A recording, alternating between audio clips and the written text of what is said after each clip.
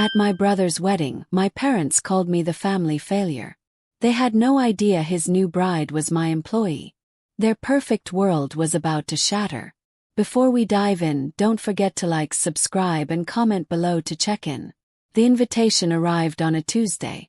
It lay on the polished concrete floor of Aria Medison's minimalist loft, a stark anomaly against the clean lines and cool tones of her life. The mail carrier had slipped it through the slot in the door, and there it rested, a thick, cream-colored rectangle of cardstock, embossed with tasteless gold calligraphy that screamed of her mother's desperate aspiration. Aria stared at it from her perch on a simple gray sofa, a tablet displaying Q3 revenue projections forgotten in her lap. The city glittered through the floor-to-ceiling windows behind her, a sprawling web of light and ambition that she had, against all odds, conquered. But that small rectangle on the floor felt heavier than any skyscraper. Mr. and Mrs. Richard Medison request the honor of your presence at the marriage of their son, Ethan Michael Medison, to Chloe and Holloway. Their son. Not her brother. It was a subtle but deliberate phrasing, one that had defined her entire existence. Ethan was their son. Aria was just their other child.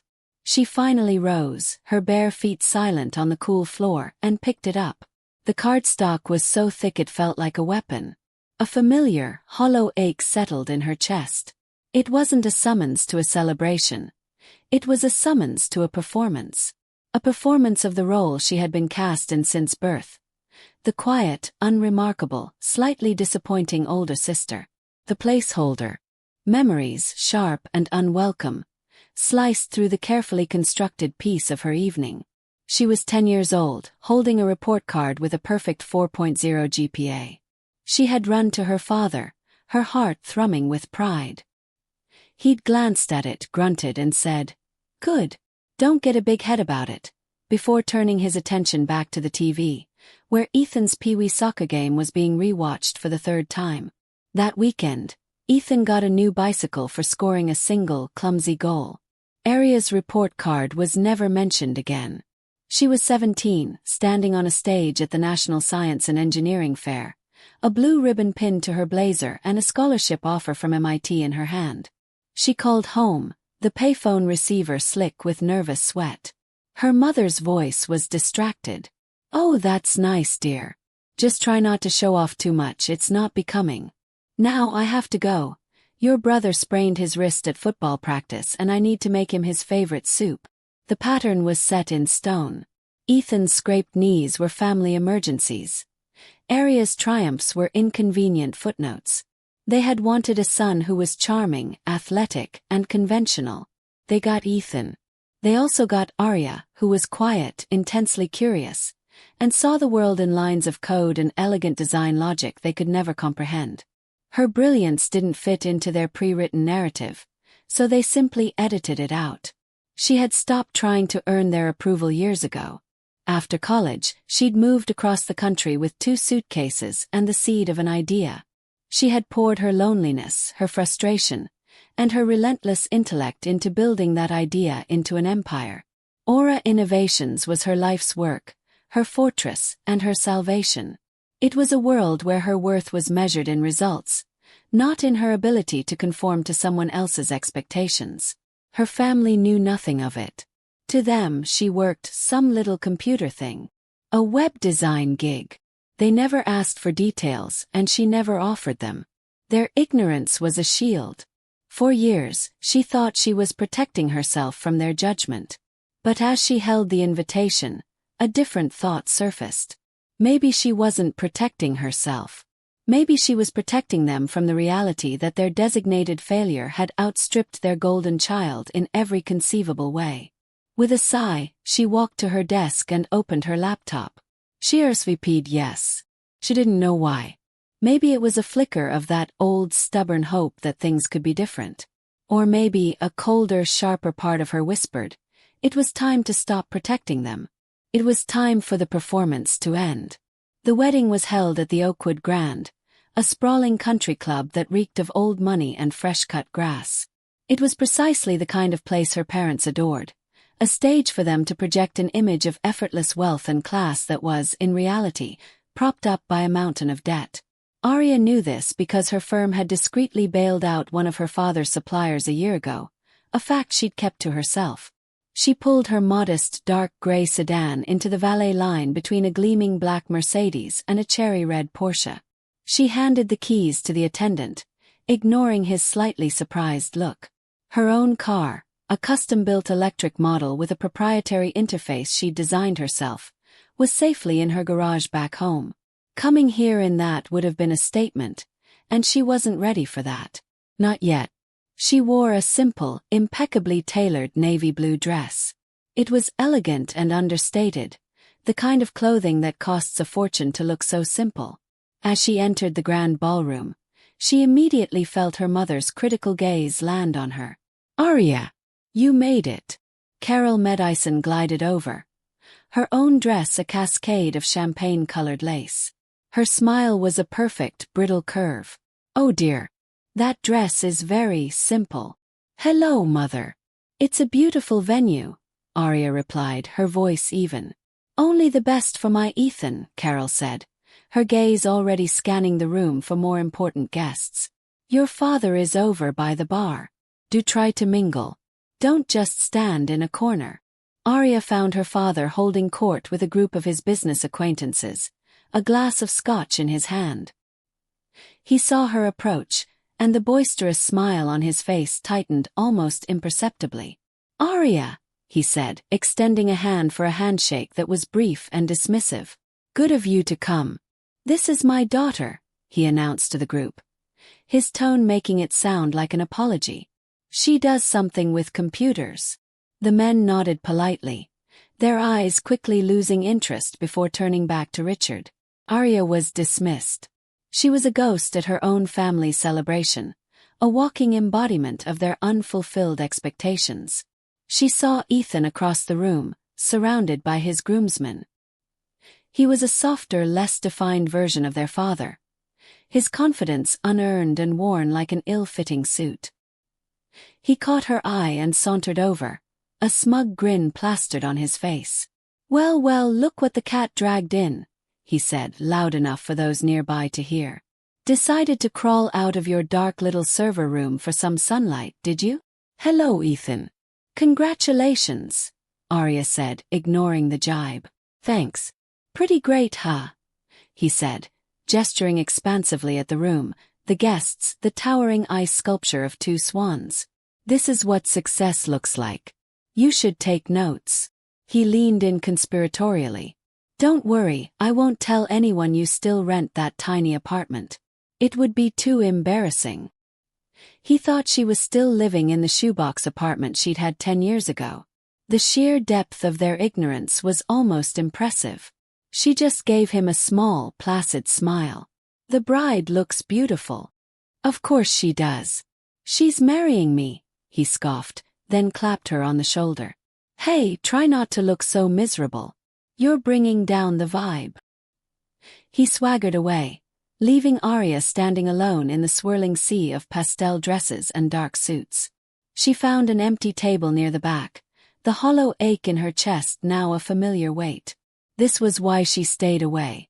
Every interaction was a paper cut, a small, slicing reminder that in their eyes, she would never, ever be enough. The performance was exhausting, and the curtain, she knew, was about to rise on the main event. The reception was a masterclass in her parents' particular brand of theater. The food was decadent, the champagne flowed freely, and the string quartet played Vivaldi just slightly too loud.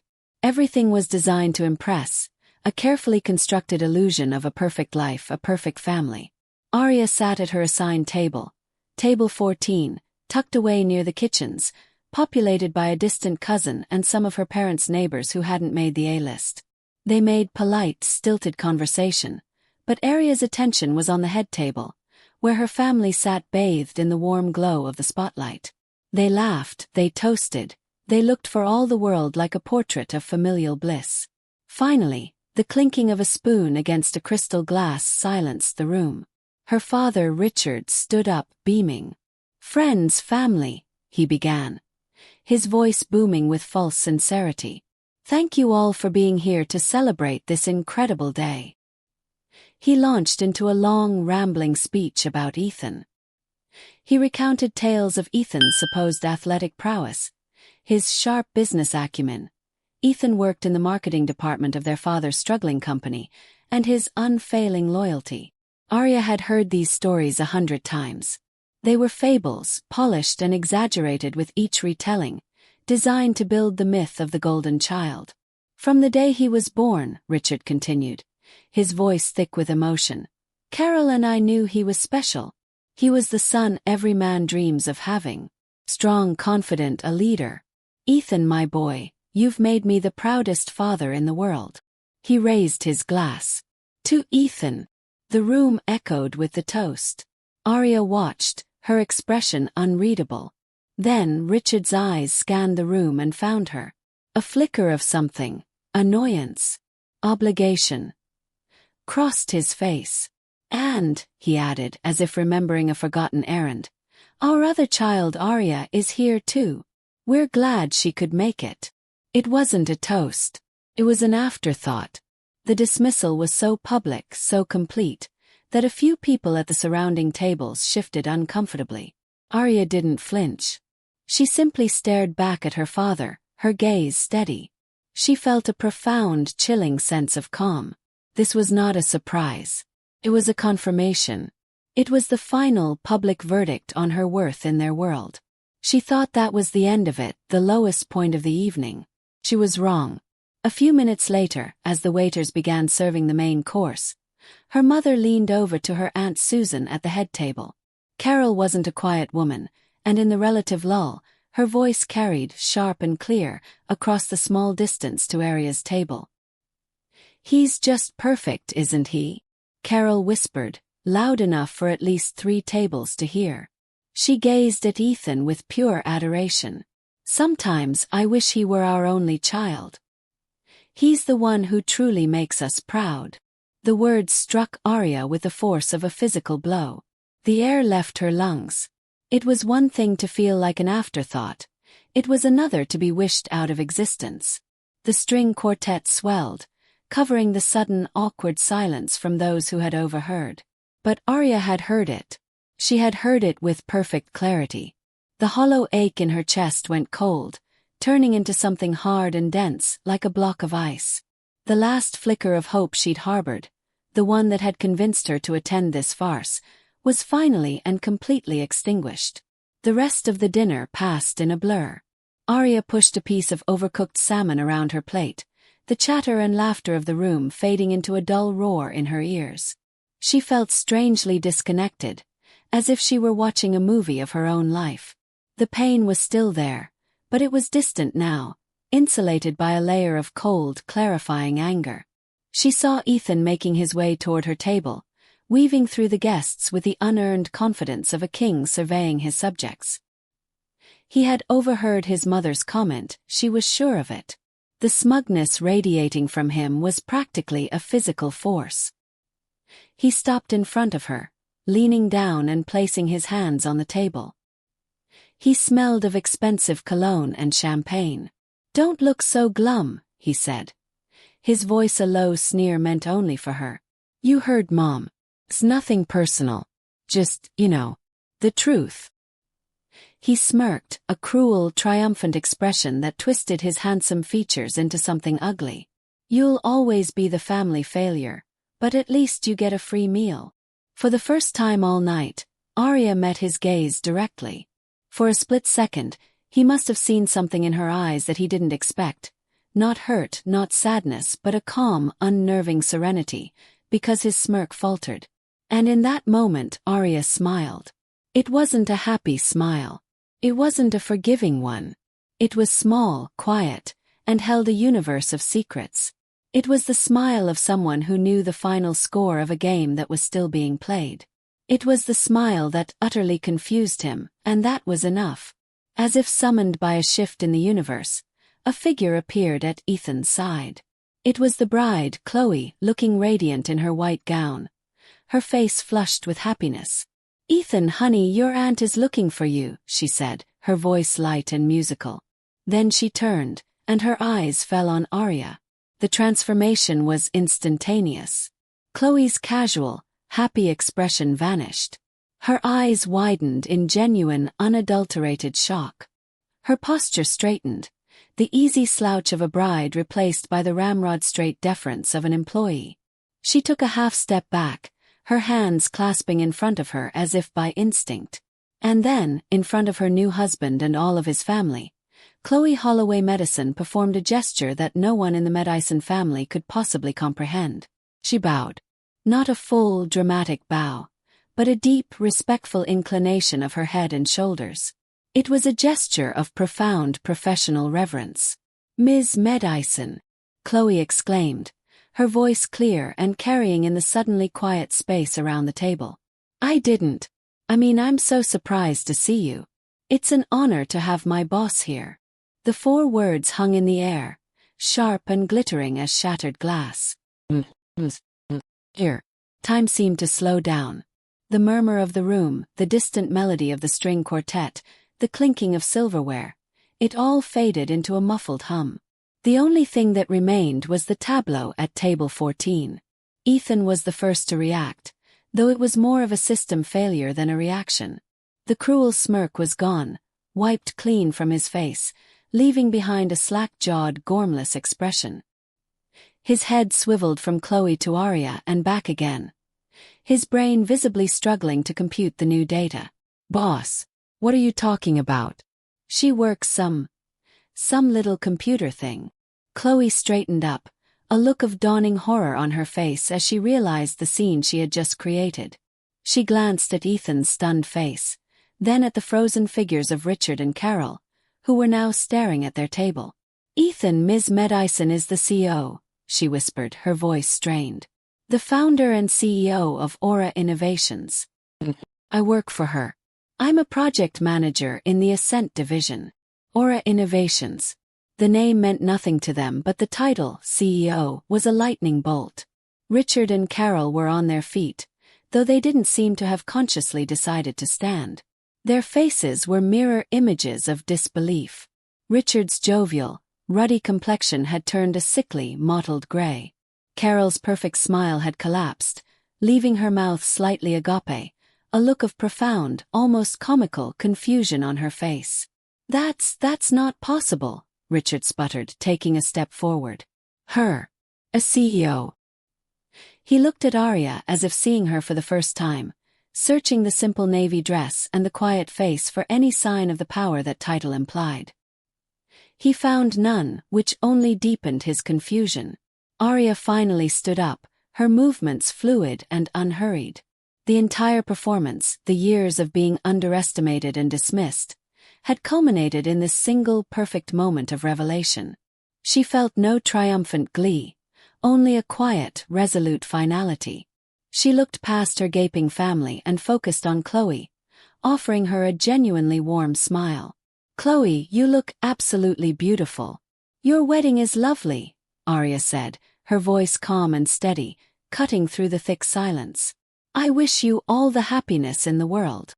She gave Chloe's arm a gentle squeeze, a gesture of reassurance that was also a subtle display of ownership. Then she picked up her small clutch from the table. She gave one last, sweeping look at her family, at her father's apoplectic face, at her mother's horrified stare, at her brother, who looked like a child who had just learned the world was not, in fact, flat. Without another word, she turned and walked away. She didn't hurry. Her steps were measured, and even as she crossed the grand ballroom, she could feel the eyes of every guest on her, could hear the explosion of whispers erupting in her wake. But she didn't look back. She walked out of the ballroom, through the opulent lobby, and into the cool night air, leaving the entire beautifully constructed facade of the Medison family shattered and glittering on the floor behind her. The performance was over. The first call came at 7:15 a.m. the next morning. Aria was on her treadmill, the panoramic view of the awakening city spread before her, when her phone buzzed with a name she hadn't seen on her screen in months. Mother. She let it go to voicemail. A minute later it buzzed again. And again. On the fifth call, she calmly slowed the treadmill to a walk, wiped her brow and answered, putting the phone on speaker. "What have you done?" Carol Medison's voice was a high-pitched shriek, stripped of all its practiced country club poise. "What did you do, Aria? You humiliated us. You ruined your brother's wedding." "Good morning, Mother," Aria said, her own voice a placid sea against her mother's hurricane. "I'm not sure what you mean. I attended the wedding, as you and Father requested." "Don't you play dumb with me," Carol screeched. "This CEO nonsense. And Chloe, bowing to you like you're some kind of queen. You planned this. You did this to make us all look like fools." Aria took a slow sip of water. "My position at my company is a matter of public record, not a secret I've been keeping. And Chloe's behavior is her own. I can't be held responsible for it." Your company. The indignation was palpable. "Where did you get the money for a company? Did you get yourself into some kind of trouble? Your father and I demand you come over to the house this instant and explain yourself." "I'm afraid my schedule is full for the foreseeable future," Aria said coolly. "If you'd like to schedule a meeting, you can contact my assistant. His information is on the company website." She heard a sputtering on the other end, followed by the sound of the phone being snatched away. Her father's booming voice took over. "Aria, this is your father. This is not a request. You will stop this ridiculous game and tell me what is going on. I am your father and I demand to know." "Father, my professional life is just that. Professional. My company, Aura Innovations, is in excellent financial standing and is a leader in its field. There is nothing else to explain." "A leader? Don't be absurd. You're my daughter, not some captain of industry," he blustered, the very concept an insult to his worldview. "I don't know what kind of fantasy you're living in, but it ends now. You embarrassed your brother. You owe him an apology." Aria finally stopped the treadmill. She stood in the quiet of her loft, the city lights reflecting in her calm eyes. The old fear, the desperate need for their approval, was gone. In its place was a stillness, a clarity she hadn't known she possessed. They weren't angry because she had embarrassed them. They were terrified because she had escaped their control, and in doing so, had shattered the myth of their own superiority. "I have nothing to apologize for," she said, her voice soft but unbreakable. "I have a meeting at 8. Goodbye, Father." She ended the call before he could respond, the silence that followed feeling more profound than any noise.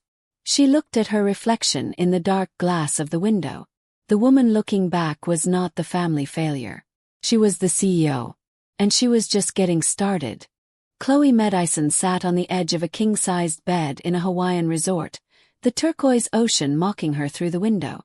Their honeymoon was a disaster. Ethan had spent the last 36 hours pacing their suite like a caged animal, his phone permanently attached to his ear as he conferred with his parents. The charming, confident man she thought she'd married had been replaced by a paranoid, entitled stranger. "It just doesn't add up," he muttered, for what felt like the 100th time. He ran a hand through his hair, his face pale with stress. "A CEO. Her. Chloe, you have to tell me everything. How big is this company? How much does she make?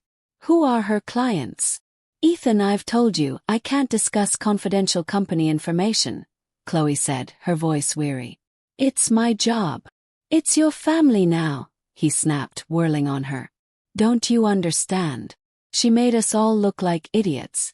My own wife, working for my failure of a sister. It's a joke. What were our friends saying? My parents are mortified." Chloe flinched. He wasn't worried about her feelings, or the position he'd put her in. He was worried about his image. About his pride. For the first time, she saw the toxic narcissism her new mother-in-law wore so openly reflected perfectly in her son. They cut the honeymoon short. The flight home was tense and silent. The moment they landed, Ethan drove to his parents' house, leaving Chloe to take a taxi to the apartment they were supposed to begin their new life in. The next Monday, Chloe walked through the glass doors of the Aura Innovations headquarters. The contrast between this world and the stifling, drama-filled world of her new family was staggering. Here, the air buzzed with quiet, focused energy. Natural light streamed into the open-concept lobby, illuminating sleek, modern furniture and walls covered in design awards. People of all ages and backgrounds collaborated in hushed tones, their laptops open, their faces lit with purpose. It was a meritocracy, a place where ideas were the only currency that mattered. As she made her way to her desk, she passed the main glass-walled conference room. Inside, Aria stood at the head of a long table, surrounded by a dozen senior executives. She wasn't speaking loudly, but she held the entire room captive. She was pointing to a complex projection on the wall, her expression one of intense focus, her gestures precise. She commanded the space with an effortless authority that Ethan, with all his bluster, could only dream of possessing. Chloe saw it then with painful clarity. Aria wasn't just a boss. She was a creator, a leader. The Medison family hadn't just underestimated her. They had been blind to her. They had been living in a black and white photo while Aria was building a world in vibrant, dazzling color. Her phone buzzed. It was a text from Ethan. "Find out who handles their payroll. I want to see her salary." Chloe's stomach churned. This wasn't just about pride anymore. This was becoming something much uglier.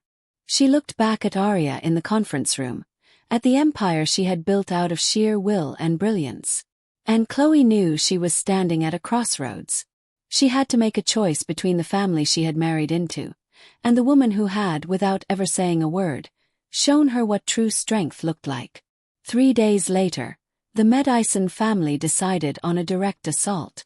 Having failed to command Aria's presence by phone, they concluded that a surprise, in-person confrontation would surely break through her defenses and re-establish their parental authority. They pulled up to the address listed for Aura Innovations in Richard's aging Lincoln. They were dressed for a disciplinary meeting at a high school principal's office. Richard wore a stuffy tweed blazer, Carol a severe skirt suit, and Ethan a polo shirt straining at the buttons, his face set in a defiant pout. They were not prepared for what they found. They had pictured a small, rented office space in a drab suburban park.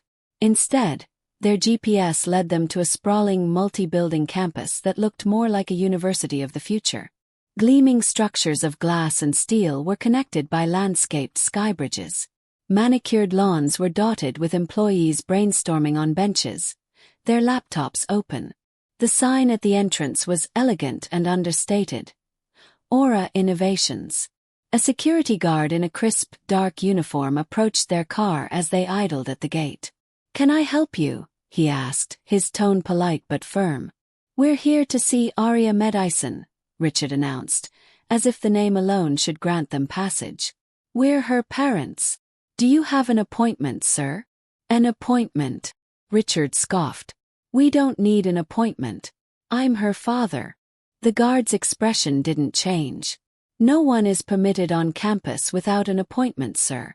You can check in at the main reception in Building 1, but they'll tell you the same thing." Fuming, Richard parked in the visitors' lot and the trio marched into the lobby of the main building. The space was cavernous, with a 20-foot ceiling and a living wall of green plants. A digital art installation swirled across one wall. It was less a lobby and more a modern art museum. A young man with a sleek haircut and an even sleeker suit sat behind a minimalist white desk. "Welcome to Aura. How may I help you?" he asked, his smile professional. "We are here to see Aria Medison," Carol said, her voice dripping with condescension, as if speaking to a particularly slow servant. "Immediately." The receptionist typed on his keyboard. "I'm sorry, I don't see a meeting scheduled for a Richard, Carol, or Ethan Medison.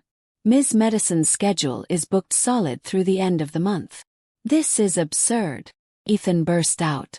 "We're her family. Just tell her we're here." At that moment, a calm, authoritative man in his late 30s approached from the internal security doors. He wore a perfectly tailored suit and a discreet earpiece.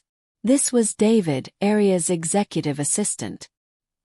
He had been alerted by the front desk the moment their names were entered. "Mr. and Mrs. Medison." "Mr. Medison," David said, his voice smooth as silk. "My name is David Chen. I am Ms. Medison's executive assistant." He didn't offer a handshake. Finally, someone with sense, Richard grumbled. Take us to our daughter. David gave a small, apologetic smile that didn't reach his eyes. I'm afraid that won't be possible. Ms. Medison is in a critical strategy session with our international partners and cannot be disturbed. Under any circumstances. We'll wait, Carol declared, crossing her arms. Unfortunately, this area is for employees and guests with scheduled appointments only. For security protocols, I must ask you to leave, David said, his tone unwavering. He gestured subtly, and 2 uniformed security officers materialized near the doors, their presence casual but unmistakable. The Medisons stood there, utterly defeated. They were not in their world of country clubs and neighborhood prestige. They were in Aria's world, and here they were nobodies. They had no power, no influence. They were just 3 uninvited, unscheduled, and unwanted visitors. Humiliated, they turned and retreated, the automatic glass doors hissing shut behind them like a final, dismissive sigh. The next day, Aria received a meeting request through proper channels. The sender was Chloe Medison. The subject was simply urgent. Aria accepted immediately. She had them meet in her office on the top floor. It was a corner suite, with 2 walls of floor-to-ceiling glass that offered a breathtaking view of the city she had made her own. The space, like her loft, was minimalist and functional. A large oak desk, 2 simple chairs, and a single stunning abstract painting on one wall. It was a room that whispered power, rather than shouting it. Chloe entered looking nervous, clutching her purse like a shield. Thank you for seeing me, Ms. Medison, she began, her voice trembling slightly. And I'm so sorry. For everything. The wedding, my husband, his family. I had no idea. None of that is your fault, Chloe, Aria said, her voice gentle. She gestured to the chair opposite her desk. Please sit. You said it was urgent. Chloe sat on the edge of the seat. It's Ethan, she said, the words tumbling out in a rush. He's obsessed. After you turned them away yesterday. He's become completely unhinged. He's moved past just being angry. Now he's talking about getting what he's owed. Aria's expression remained calm, but her eyes sharpened. Owed? He says that your success belongs to the family, Chloe explained, her face pale. That you must have gotten lucky or cheated somehow, and that as the son, he's entitled to a piece of it.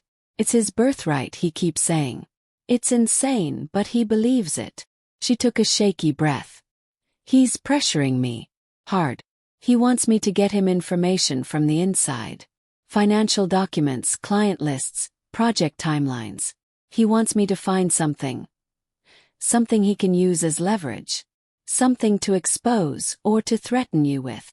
Aria leaned back in her chair, absorbing the information. She felt a profound sense of disappointment but not surprise.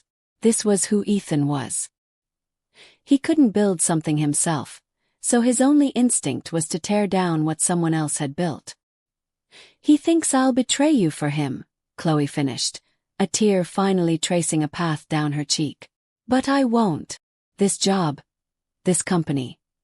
It's the most important thing in my career. And you've been nothing but a fair and inspiring boss. I wanted to warn you.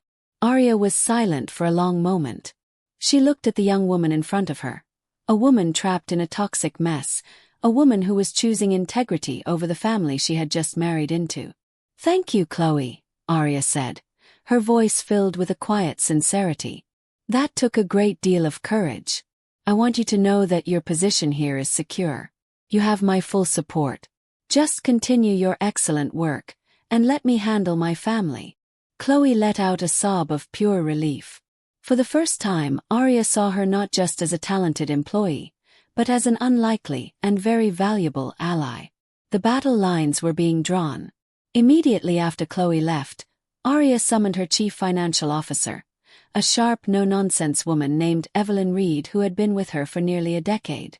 Evelyn entered the office, her tablet already in hand. You needed me, Aria. I do, Aria said, her tone all business. I need a complete, discreet financial workup on a small manufacturing firm based out of my hometown. Medison components. Evelyn raised an eyebrow. Any relation? It's my father's company, Aria said flatly. I need to know everything. Their assets, their creditors, major contracts, payment histories, liabilities. I want the full picture, and I need it yesterday. Understood, Evelyn said, already typing. She knew better than to ask personal questions. Less than 24 hours later, Evelyn was back in her office, a grim look on her face. She placed a tablet on Aria's desk, displaying a series of bleak charts and spreadsheets. It's worse than I thought, Evelyn said, tapping the screen. Medison Components is a ghost ship. They've been running on fumes for years, propped up by a series of increasingly predatory loans. They're over-leveraged, their equipment is outdated, and they've lost 2 major clients in the last year. Based on this cash flow analysis, they'll be insolvent within 6 months. Bankruptcy is inevitable. Aria studied the numbers, her face impassive. Her father's pride, the business he lorded over everyone, was a house of cards. It was all a lie. All of it. There's something else, Evelyn said, swiping to a different screen. Their one remaining lifeline is a contract with Omnicorp. It accounts for nearly 60% of their revenue. If they lose it, they go under tomorrow. Aria looked up, a flicker of recognition in her eyes. Omnicorp. Evelyn nodded slowly, understanding dawning on her face as well. Yes. As in, the consumer electronics giant whose entire North American supply chain division we are set to formally acquire in 2 weeks. A heavy silence filled the room. The complex, interconnected web of global commerce had, by a stroke of fate, converged on this single point. When the deal was signed, Aria's company, Aura Innovations, would effectively become the majority client of her father's failing business. She would become the one person who could save them from ruin, or the one who could push them over the edge. Evelyn watched her boss, saw the pieces clicking into place behind her calm eyes. Aria! Aria leaned forward, a slow, calculating smile touching her lips. It was the same smile she'd worn at the wedding, the smile of someone who could see the end of the game. Evelyn, she said, her voice perfectly even. It seems I have a family matter to attend to. Ethan Medison felt like the world was crumbling beneath his feet. The foundation of his entire life, the certainty of his superiority, the unwavering adoration of his parents, the assumption of his own inevitable success, had been pulverized in a single evening. His sister, the ghost at the feast, the family's designated footnote, was a CEO. The revelation played in a torturous loop in his mind. His parents' fumbling attempts to reassert control had been a disaster. Their ambush at her office had ended in their complete humiliation, a story they recounted with a mixture of fury and fear. His new wife, Chloe, who should have been his inside source, his key to unlocking this mystery, had become distant and evasive, spouting nonsense about NDAs and professional ethics. Panic, a feeling Ethan had never truly experienced, was beginning to curdle into a desperate, resentful rage. He was the son. He was the golden child. This success, this power Aria had somehow stumbled into, was an aberration. It was a cosmic error that needed to be corrected. It belonged by right to the family, and by extension to him. Huddled in the den of his parents' house, a place that had always been his sanctuary, he hatched a plan. It was, in his mind, a stroke of genius. He wasn't just a son. He was a businessman just like his father. He would prove it. He would beat Aria at her own game. He remembered a guy he knew from college, Mark Renshaw, who now worked in marketing at Vertex Dynamics, Aura's biggest competitor. They weren't close, but they'd played on the same intramural flag football team. Ethan had always considered Mark a bit of a sycophant, but now that quality was useful. Using a newly created anonymous email address, powerplayer88@protonmail.com, he crafted his message. He presented himself as a disgruntled senior employee at Aura, eager to expose the company's fraudulent new product. He peppered the email with details he'd pried out of a stressed Chloe over the past week, the code name Project Chimera, Its supposed function as a revolutionary AI-driven logistics platform, and a few technical specs he didn't fully understand but sounded impressive. To this kernel of truth, he added his own dramatic lies. The platform was dangerously unstable, the launch was being faked with doctored data, and the whole thing was a house of cards designed to defraud investors. Aura is about to go public with a lie, he wrote, his heart hammering with a heady mix of fear and exhilaration. But if a competitor were to announce a similar, more stable platform first, citing Aura's known instability issues, you could capture the market and expose them for the frauds they are. I can provide the key technical data you'd need. He hit send. He leaned back, a triumphant smile spreading across his face. This was it. This was how he would take back control.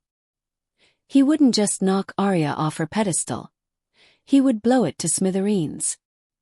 He would be the hero who exposed the fraud, the savvy businessman who saved the day. His father would finally see who the real leader was. He was Aria Medison, and he was taking back what was his. In her silent office overlooking the city, Aria read a forwarded copy of Ethan's email. Her head of cybersecurity, a young prodigy named Kenji, had flagged it the moment it hit Vertex Dynamics' servers. Aria's team had already implemented a series of digital tripwires around their competitors after Chloe's warning. Ethan's clumsy attempt at espionage was like a bear blundering into a laser grid. He's using a burner, but the originating IP traces back to a guest network in his parents' neighborhood, Kenji reported via video call, a hint of amusement in his voice. The key technical data he's referencing, it's from the Chimera subfolder Chloe has access to, isn't it? The exact one, Aria confirmed calmly. It was a honeypot. After Chloe's visit, Aria had her team create a sandboxed section of the server accessible to project managers. It was filled with data on Project Chimera that looked real. In fact, it was brilliantly, seductively real, but was fundamentally flawed in a dozen subtle, legally traceable ways. The AI's core algorithm contained a proprietary, watermarked piece of code that was entirely useless but served as an undeniable digital fingerprint. The financial projections were inflated using a methodology Aura had publicly debunked a year prior. It was a trap, baited with exactly the kind of information a desperate amateur would think was a goldmine. Vertex is taking the bait, Aria's head of legal, Maria, said from another window on the screen. Their chatter is off the charts. Mark Renshaw forwarded the email to his superiors, and they're scrambling. Our sources say they're fast-tracking a press release to preempt our launch. Let them, Aria said, her eyes cold as steel. Let them run with it. Let them announce it to the world. Get our lawsuit prepped. Corporate espionage, theft of intellectual property, and tortious interference. The moment their press release goes live, you file. For the next 4 days, Aria's team watched in silence as Vertex Dynamics did exactly as they'd predicted. Fueled by Ethan's insider information, Vertex rushed a competing announcement.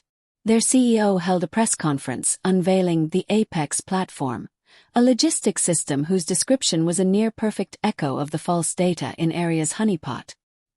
He even mentioned rumors of instability in competing platforms, a direct quote from Ethan's email. The business world was stunned by the bold move. Tech journalists scrambled to write their stories. Then, exactly 1 hour after the press conference ended, the trap was sprung. Aura Innovations filed its lawsuit. It was a legal masterpiece. It didn't just accuse Vertex of theft. It proved it. The filing included excerpts of the flawed code, the doctored financial models, and pointed out that the only way Vertex could have arrived at these specific, erroneous conclusions was through access to the sandboxed files. The lawsuit also mentioned a yet-to-be-named co-conspirator, who had facilitated the theft, and noted that they had irrefutable digital evidence of their identity. The story flipped instantly. Vertex Dynamics wasn't a bold innovator. They were common thieves who had been caught red-handed. Their stock began to plummet in after-hours trading. Mark Renshaw was immediately suspended. The name Apex Platform became a joke on tech forums overnight. The checkmate was clean, public, and devastating. And Aria Medison had no idea the board had just been cleared off the table. Aria's summons came via a formal email from David's account. It was not a request. Ms. Medison requires your presence for an urgent family matter. Tomorrow at 9 a.m. Aura Innovations headquarters, 45th floor boardroom. Richard, Carol, and Ethan arrived looking rumpled and agitated, their confidence from their last visit completely gone. They were led in silence by David down a long white corridor into the main boardroom. The room was vast and intimidating, dominated by a black granite table that could seat 30. One entire wall was a glass window looking down on the city. Aria sat at the head of the table, flanked by Evelyn Reed and her chief legal counsel Maria. She looked up as they entered, her expression unreadable. "Sit," she said.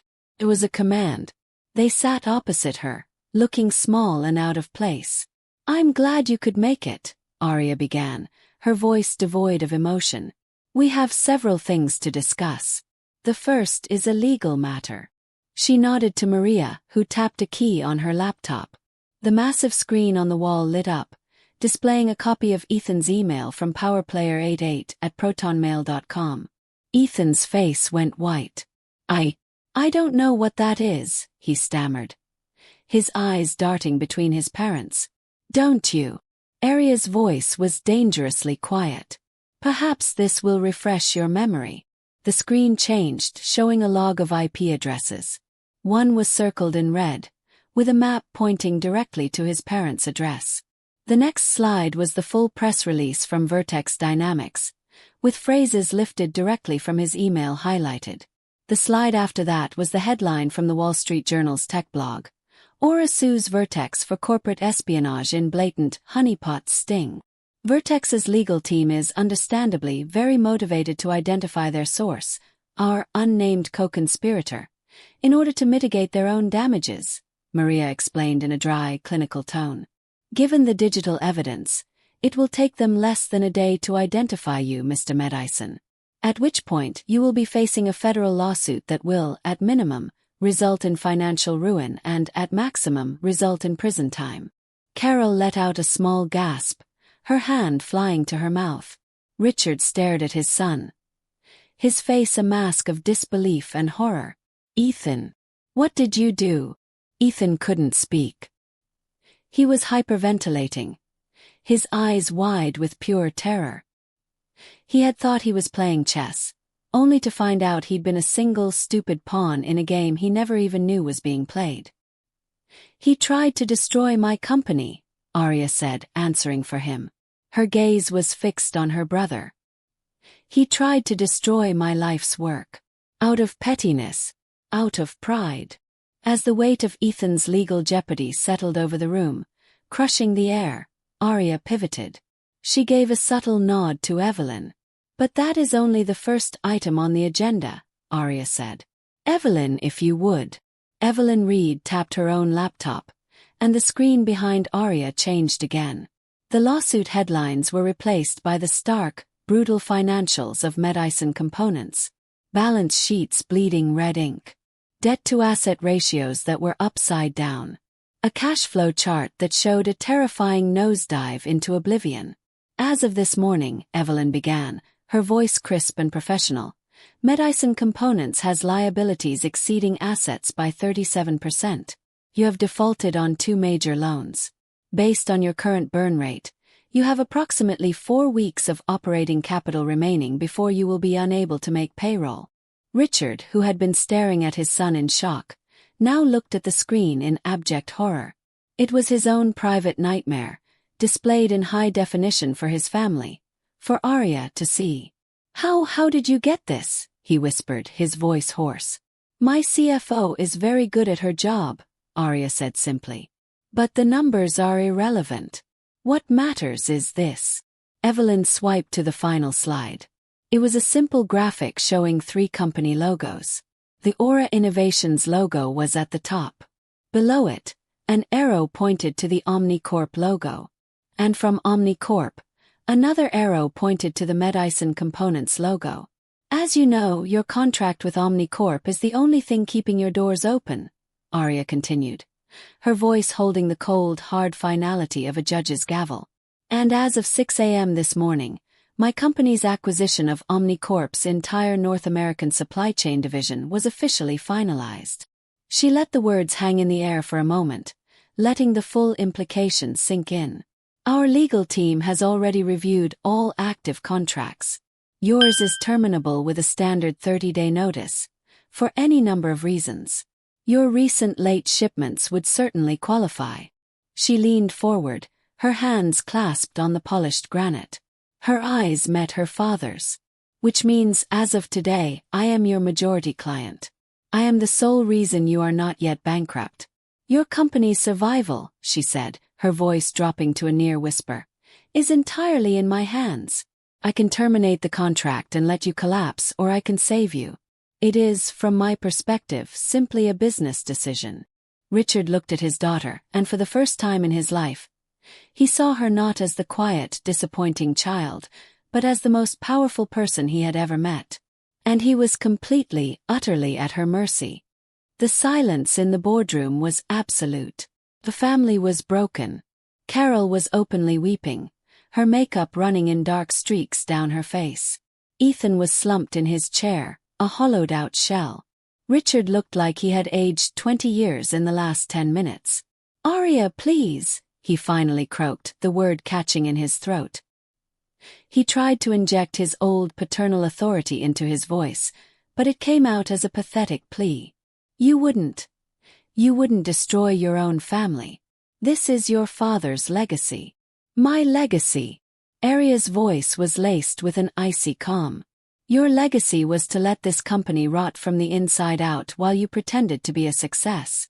Your legacy was to laud your son for his mediocrity while ignoring your daughter for her brilliance." "My legacy," she said, her voice rising with a quiet, unshakable power, "is that building right outside this window. I built it without you. I built it in spite of you." She stood up, walking to the head of the table where they sat huddled together like survivors of a shipwreck. "But I am, as you pointed out, your daughter. And I am not as cruel as you are. So I'm going to offer you a way out. Not a negotiation. Lifeline. These are my terms." She laid out a sheaf of documents on the table. "First, you will sign over a 51% controlling interest in Medison Components to a holding company managed by Aura. I will absorb the company's debt. I will modernize its operations. I will save the jobs of your employees. But make no mistake, it will be my company. Second," she said, looking directly at Ethan, "you will sign this legally binding confession detailing your attempt at corporate espionage. My legal team will hold it. I will not turn you over to Vertex or the federal authorities if you comply with all of my other terms. If you ever cross me or my company again, I will not hesitate to use it. Third, Ethan, you are to be permanently removed from any position at Medison Components, effective immediately. You will clean out your desk this afternoon. You will not be given a severance. Fourth, you will write a formal, sincere apology to Chloe. You will admit your manipulative and abusive behavior. I will read it before you are allowed to send it." She paused, letting the business terms settle. Then she delivered the final, most important price. "And finally, there is the matter of our personal relationship. If any of you ever wish to speak to me again, to be in the same room as me, to have any claim to the word family, you will all attend family systems therapy with a counselor of my choosing. Together, you will confront the toxic dynamic you have spent 30 years perfecting. That is not negotiable." She pushed the documents and a pen across the table. Her face was a mask of placid resolve. "You have 1 hour to sign," she said. "David will show you to a waiting room. I suggest you use the time to contemplate the true cost of your pride." Without another glance, she turned and walked out of the boardroom, the doors closing with a soft, definitive click behind her, leaving them alone with the ruins of their world and the price of their salvation. David led the three Medisons into a small, sterile waiting room adjacent to the boardroom. The door clicked shut, leaving them in a silence that was louder than any argument. The room had no windows, only a sleek table and 4 chairs. Felt like a cage. For a full minute no one spoke. Then, the dam of their collective denial broke, and a lifetime of resentment came flooding out. "You foolish, arrogant boy," Richard hissed, whirling on Ethan. His face was purple with rage. "Prison. You were going to go to prison. Everything I ever gave you, everything I ever worked for. And you throw it away trying to hurt your own sister." "Me?" Ethan shot back, his voice cracking with a hysterical edge. "This is my fault. You and Mom are the ones who pushed me. Be the best, Ethan. Make us proud, Ethan. You put me on a pedestal and never taught me how to stand on my own 2 feet. You handed me a job I wasn't qualified for and told me I was a genius." Carol, who had been weeping silently, suddenly looked up, her eyes blazing. "Don't you dare blame your father," she snapped at Ethan, before turning her venom on her husband. "And you were supposed to be the strong one, a real businessman. But you let your company rot, Richard. You let it fall apart while you played golf and told stories at the club. We're in this position because you were too proud to admit you were failing. I was failing to keep up with the lifestyle you demanded," Richard roared, his voice echoing in the small room. "The club memberships, the European vacations, your brother's ridiculous sports cars. That was for you. For the image. It was all a lie." Ethan screamed, laughing a broken, unhinged laugh. "All of it. The perfect family, the successful son. Were a joke. She knew it. All this time she knew it, and she just watched. They tore into each other like vultures, picking apart decades of grievances and insecurities. There was no love in the room, no sense of family unity. There was only the raw, ugly reality of 3 selfish individuals whose shared delusion had just been ripped away. They had built their identities on the twin pillars of Ethan's success and Aria's failure. With both pillars gone, the entire structure of their lives had collapsed. In the midst of the chaos, Richard slumped into a chair, the fight draining out of him. He looked at the documents David had placed on the table. Pride, bankruptcy, prison. The choices were stark. "We have to sign," he said, his voice a dead monotone. "Never," Ethan spat. "I will not hand over my birthright to her." "Your birthright is a prison cell, you idiot." Richard slammed his fist on the table. "It's over. It is won. Our only choice now is unconditional surrender." He picked up the pen, his hand trembling.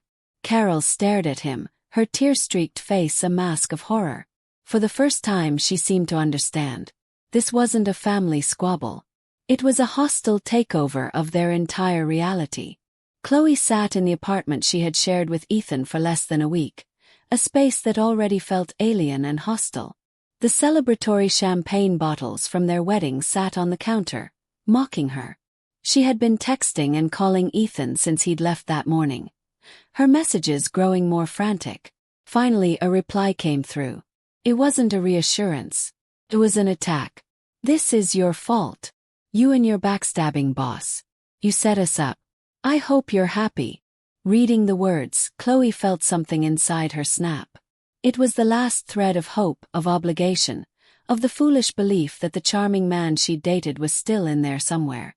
He wasn't. He had been a phantom, an actor playing a role. The real Ethan Medison was the one on the screen, a coward who blamed a woman for his own catastrophic failures. Her decision came with a stunning, quiet clarity. She stood up and walked into the bedroom. She didn't pack everything, just the essentials. Her clothes, her laptop, her passport, a few personal keepsakes. She left behind all the wedding gifts, all the brand new home wares meant to start a life together. They were props for a play that had closed on opening night. Finally, she walked to the small jewelry dish on the dresser. She picked up her engagement ring and her new wedding band. The diamonds glittered under the light, heavy and cold. They felt like shackles. She placed them carefully on the center of the kitchen counter, a silent, definitive statement. She took a deep breath and walked out the door without looking back.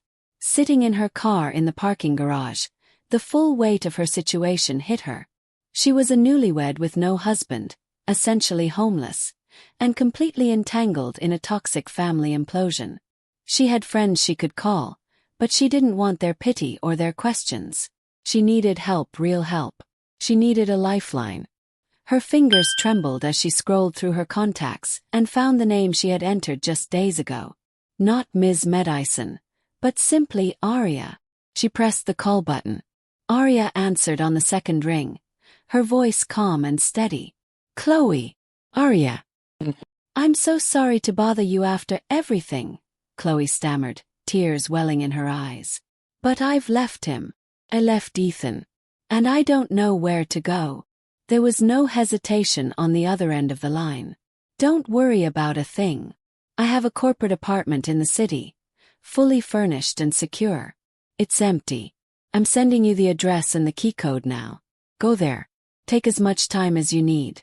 I'll also have my personal lawyer contact you tomorrow morning, no charge. He'll help you with the annulment. You're safe, Chloe. Chloe broke down, sobbing with a relief so profound it felt like a physical release. It wasn't just the offer of a place to stay or legal help. It was the simple, powerful act of being believed, of being supported, of being told she was safe by the one person who had every right to turn her back. In that moment, Aria Medison stopped being just her boss and became something more.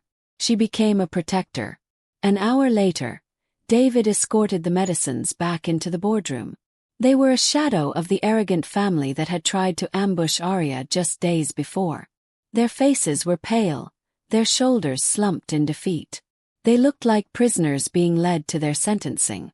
Aria was standing by the window, looking out at the city. She turned as they entered, her expression neutral. There was no triumph in her eyes, no satisfaction. There was only a quiet, resolute finality. Richard walked to the table, avoiding her gaze. He looked at the stack of documents, the instruments of his complete and utter surrender. He opened his mouth as if to say something, a last-ditch appeal to the daughter he had never known, but no words came. What was there to say? Sorry. I was wrong. The words were inadequate, meaningless after 30 years of neglect. Instead, he simply picked up the pen. The scratch of the nib on the thick, formal paper was the only sound in the cavernous room. It was the sound of a legacy ending. He signed the agreement transferring majority control of Medison components to Aura Innovations. He signed his name, and with it he signed away his pride. He pushed the papers to Carol. She signed with a shaking hand, tears dripping onto the document. Then it was Ethan's turn. He stared at his confession, a detailed account of his foolish, petty crime. Signing it was an admission of everything he was. A failure, a fraud, a criminal. His hand trembled so violently he could barely form the letters of his name. But he signed. When they were finished, Richard slid the stack of documents across the polished granite to Aria. She accepted them, reviewing each signature with a calm, professional air. She nodded once, satisfied. David will validate your parking and escort you out, she said, her voice cool and distant. It was over. They shuffled out of the room without a word, their gazes fixed on the floor. They had walked into this building as the proud Medison family. They left as dependents, their futures now entirely in the hands of the daughter they had cast aside. It was not a reconciliation. It was a business transaction. And for the first time in their lives, they had been on the losing end. 2 weeks later, Aria walked onto the factory floor of Medison Components. The air was thick with the smell of machine oil and the nervous tension of the employees, who had been expecting a corporate butcher. Her father, in his final act as president, had sent a curt memo announcing the takeover, which had sent a wave of panic through the workforce.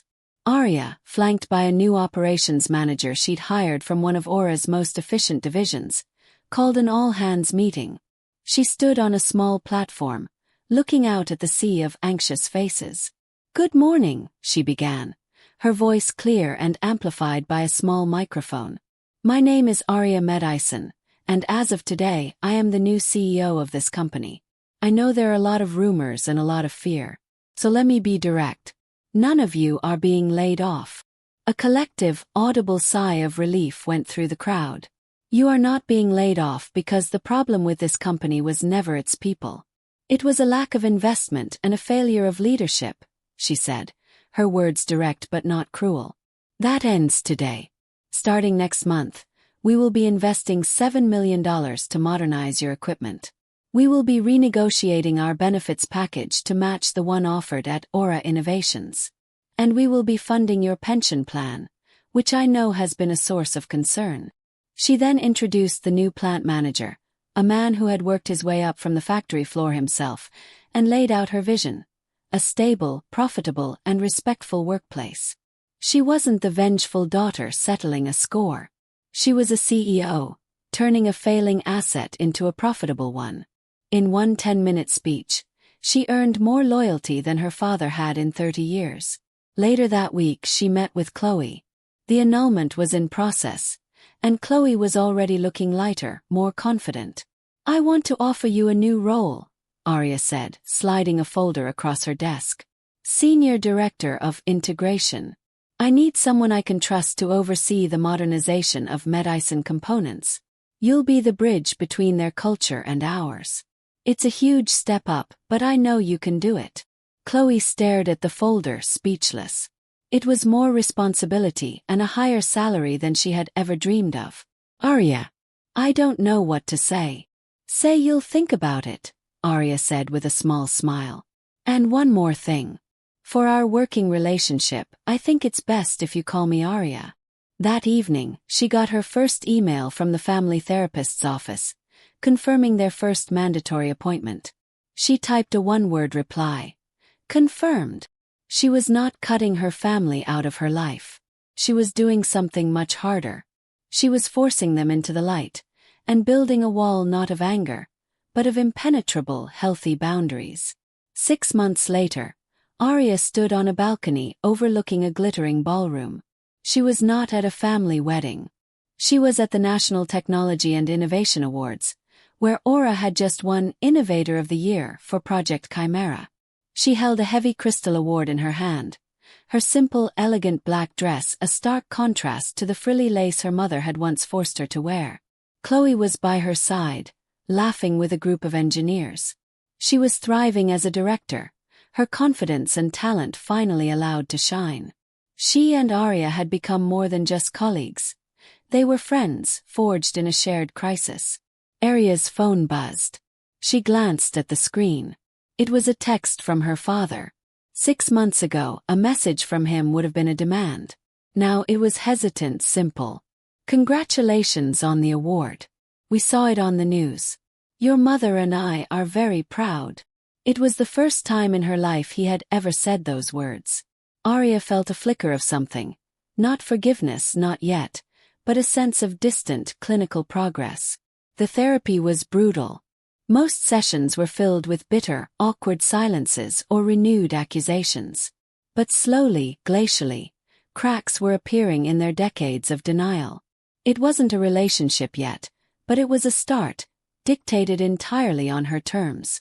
She typed a brief reply. "Thank you." She didn't need their pride anymore. She had her own. She looked away from her phone, back at the celebration of the world she had built. The noise, the laughter, the brilliant minds. This was her family now. The family she had chosen, the one she had earned. She looked out the vast window at the city skyline, a sprawling web of light and ambition that no longer intimidated her. She wasn't just a part of it. She was one of its architects. A genuine smile touched her lips. It was not the small, secret smile she'd worn at the wedding, the smile of a woman holding a hidden weapon. This one was open, peaceful, and completely, utterly free. She had not destroyed her family. She had survived them. And in doing so, she had finally found her own foundation. And that's how Aria went from the family failure to the one holding all the power. But what do you think? Was she too merciful in the end? Comment destroy if you would have let her father's company fail. Or comment save if you think she made the right choice. I can't wait to read your opinions.